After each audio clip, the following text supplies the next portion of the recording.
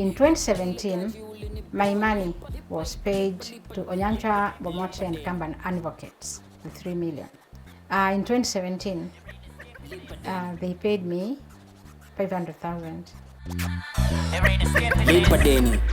My names are Professor Faith Muli, come from Machakos, and I'm here today to report on a fraud case where lawyers were paid my money after a court ruling awarding me 3 million. The case started in 2007, that's when I filed the case in court, and the ruling was in 2015. In 2017, my money was paid to Onyancha Bwomote and 𝐂𝐚𝐬𝐿 advocates, the 3 million. In 2017, they paid me 500,000. They even never said that the case was paid for by the person I sued. Until my own investigations, somebody told me they've been paid. And wherever I went to the offices, they say they have never been paid. So the checks that they were paid, they hid from me. I went further to seek for legal justice. I went to Law Society of Kenya, and somebody in the office, they referred me to the Lawyers Commission. I went there, and they took up the matter. They summoned us for meetings, and them, none came from the law firm. It's only me who was always there. They never turned up 5 times. Later on, the Lawyers Commission now said they will refer the case further to the Law Society of Kenya. Up to date, nothing. They've never called me to any meeting as far as that issue is concerned. It's been 5 years since the issue went to the Law Society of Kenya, and to date, no communication.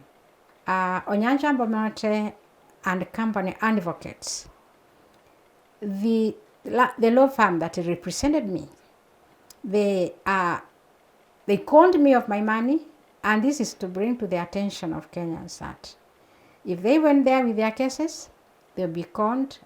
And as I sit here today, I'm requesting for that law firm to pay me my money, because that is conning me of my court award. The case took 9 years,